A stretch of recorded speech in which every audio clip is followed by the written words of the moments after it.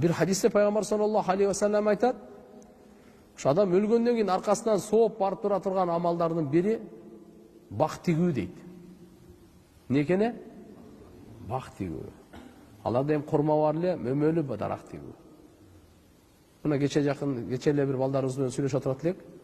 Азыр караңыз, ушу мусулмандар ушуну кылбай атат да, мусулман эместер кылат. Каристер 10 бак тигет экен. Ар бири. Биз 7 миллион халк, эгерде ар бирибиз ушу 10 бак балаңа да тигип, өзүңө да тигип 70 миллион болуп кетмек. Алар кыйбайт экен, тигет экен. Аларга бу дүйнөдө киче пайдасы бар. Ахиретте пайдасы жок. Бирок буну мусулман кылыш керек эле. Буну мусулмандын иши болчу. Ушуну башкалар алып колдонуп өсүп атат, биз буну кылбай төмөнгө кетип атабыз. Мына ушундай баягы азыркы сөз менен айтканда акция деп атпайбы? Ушундай сөз менен айтканда мотивация деп атпайбы? Ар кандай сөздөр чыгып кетти. Ушуларды бир жүргүзүшүбүз керек ушулар. Туугандар, давай деп. Муну жазында тигейлиби, кышында тигейлиби, жакшынакай жерлердиби бөлүп берсе жашылдандырууну. Мына садакай жария мына. Өлгөндөн кийин сооп бара турган мына. Эгерде сиз, Аллаху акбар, мөмөлүү дарак тигип кетсеңиз,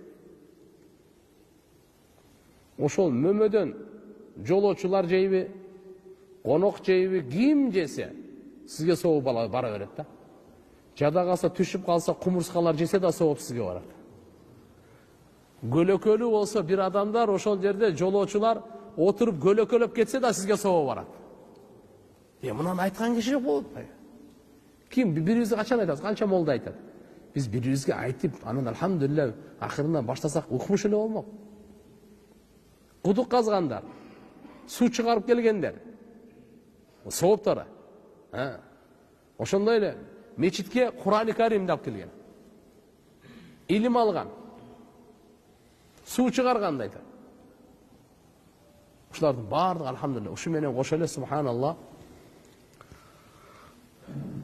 өлүккө көр казган. Өлүккө эмне экен? Көр казган. Бир риваятта келет. Бирөөгө сиз үй салып бердиңиз. Машалла, өлгөнгө чейин соон аласыз. Бирок өлүккө сиз үй сала турган болсоңуз, кыямат күнгө чейин соо аласыз. Кыямат күнгө чейин үй салып бергендин соогун аласыз. Канча күнгө чейин? Кыямат күнгө чейин. Эмне соо? Өлүккө үй салып бергендин. Көр казган, өлүккө үй салып бергенден соогун алат экен.